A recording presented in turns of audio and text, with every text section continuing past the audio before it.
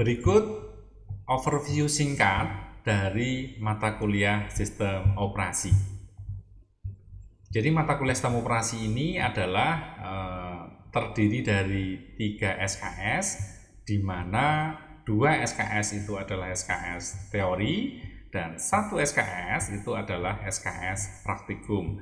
2 SKS teori itu ekuivalen dengan 2 jam pelajaran dan 1 SKS praktikum itu ekuivalen dengan 2 jam pelajaran. Jadi dalam 1 minggu idealnya ada 4 jam gitu ya pelajaran yang nanti akan kita tempuh dalam proses pembelajaran sistem operasi.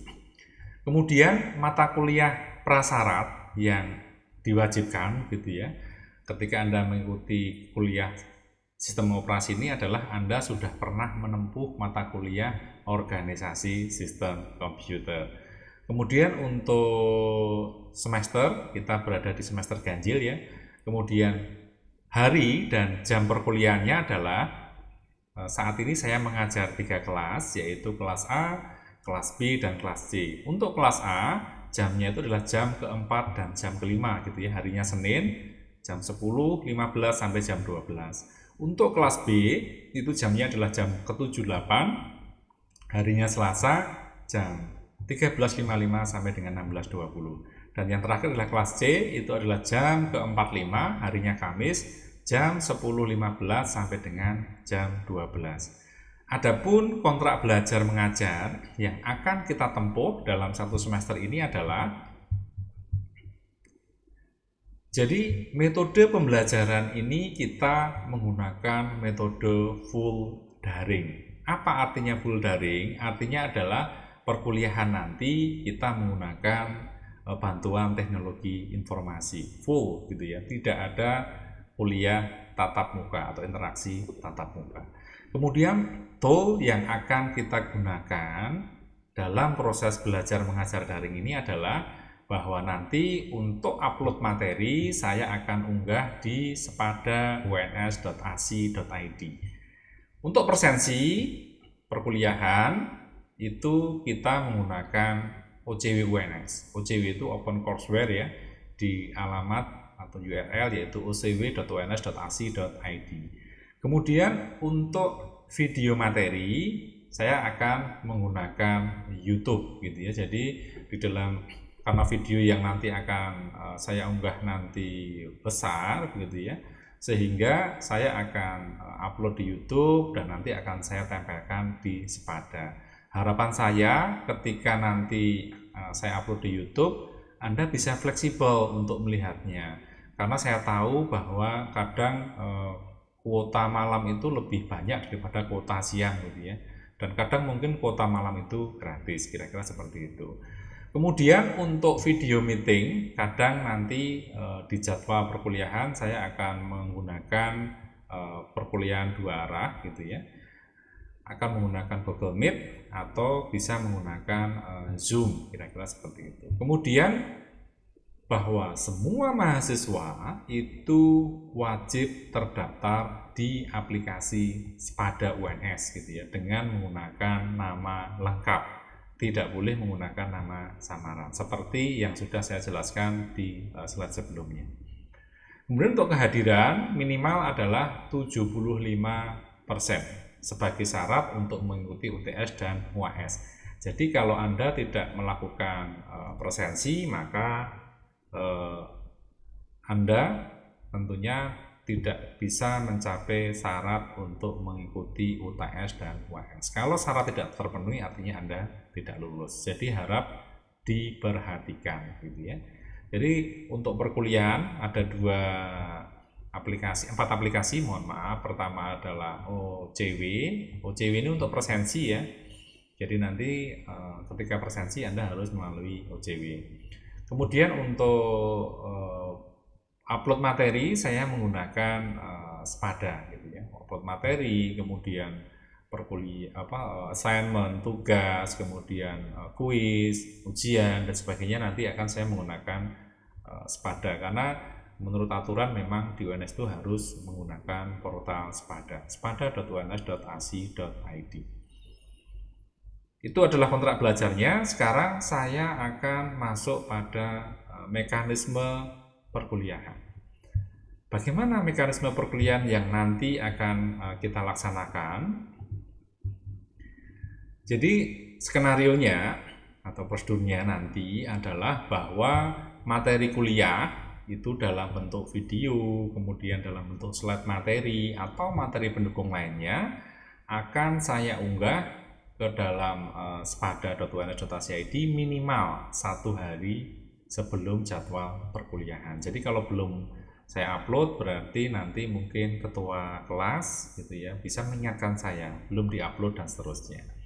Kemudian setelah saya upload sebaiknya gitu ya Anda membaca atau melihat gitu ya kalau itu dalam bentuk video, dan selanjutnya adalah memahami oleh mahasiswa sebelum jadwal perkuliahan. Jadi setelah saya unggah, idealnya sebelum jadwal perkuliahan itu Anda sudah harus membaca, Anda sudah harus melihat, menonton dan memahaminya.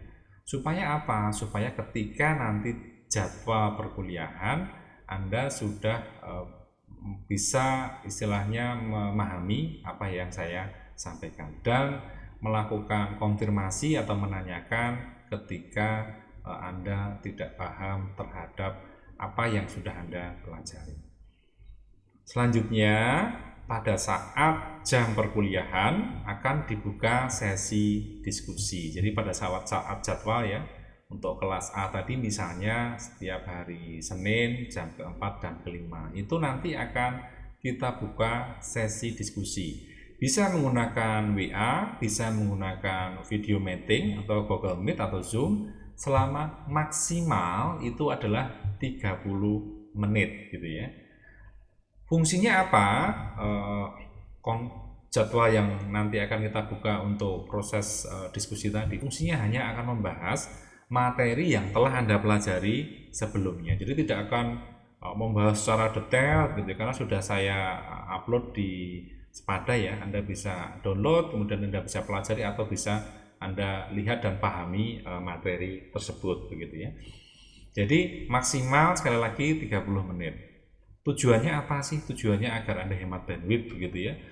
Saya bisa bayangkan kalau nanti perkuliahan itu setiap mata kuliah misalnya full 2 jam kali misalnya dalam sehari ada 5 mata kuliah berarti 10 jam misalnya ya.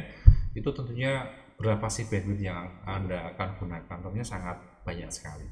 Untuk itu maka di jadwal sesi perkuliahan ini kalau misalnya ada sesi tanya jawab atau sesi diskusi dengan menggunakan komunikasi 2 arah melalui Google Meet atau Zoom Cloud Meeting maka hanya maksimal 30 menit jika ada. Kemudian tentunya setelah Anda baca, lihat, pahami, tentunya harus ada alat ukurnya. Alat ukurnya itu apa? Alat ukurnya adalah evaluasi. Kenapa harus dievaluasi? Karena akan mengukur seberapa pemahaman Anda terhadap materi yang Anda pelajari gitu ya. Sehingga itu perlu ada evaluasi pembelajaran dalam bentuk kuis yang nanti akan disampaikan di Spada. Kira-kira itu mekanisme perkuliahan teori yang nanti akan kita gunakan. Selanjutnya adalah mekanisme praktikum. Karena di dalam perkuliahan sistem operasi ini adalah ada perkuliahan praktikum, maka ada mekanismenya gitu ya. Jadi bahwa karena kondisi ini adalah masih kondisi pandemi sehingga kita tidak bisa kuliah secara tatap muka atau praktikum secara tatap muka, sehingga praktikum nanti dilakukan secara mandiri oleh mahasiswa gitu ya, dengan difasilitasi oleh asisten praktikum. Asistennya siapa? Asistennya adalah kakak kelas Anda nanti yang sudah pernah menempuh mata kuliah sistem operasi. Asisten ini akan memandu praktikum Anda itu secara daring gitu ya. Kemudian untuk materi praktikum sebelum perkuliahan itu nanti asisten akan mengupload materi pembelajaran gitu ya, minimal 1 hari sebelum jadwal praktikum. Sehingga nanti seperti yang saya sudah sampaikan di teori tadi, ketika Anda praktikum, maka Anda dapat melakukan percobaan praktikum secara mandiri, gitu ya, secara langsung. Jadi nanti pada saat jadwal perkuliahan praktikum, itu mahasiswa hanya melakukan istilahnya diskusi dengan asisten. Ada yang tidak jelas ditanyakan dan seterusnya. Kemudian untuk presensi memang juga harus wajib melakukan presensi.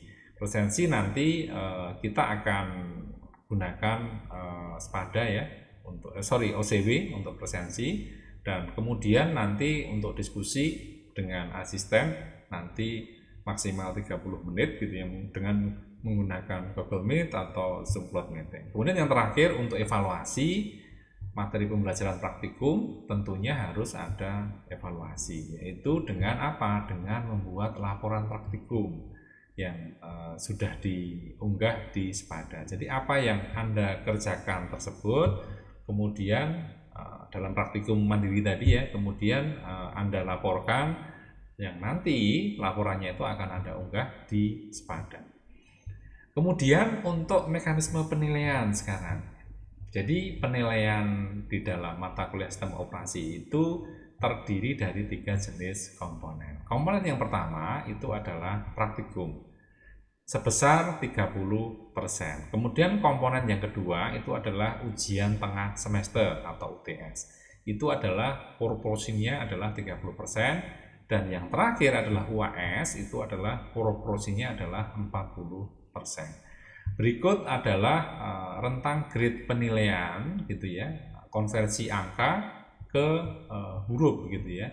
Jika Anda nilainya adalah lebih dari 85 maka akan mendapatkan A. 80 sampai 45 nilainya angkanya adalah 370 akan mendapatkan A-, sampai dengan nanti jika nilai Anda itu kurang dari 55 maka angkanya itu adalah 0 gitu ya, dan nilai hurufnya adalah E.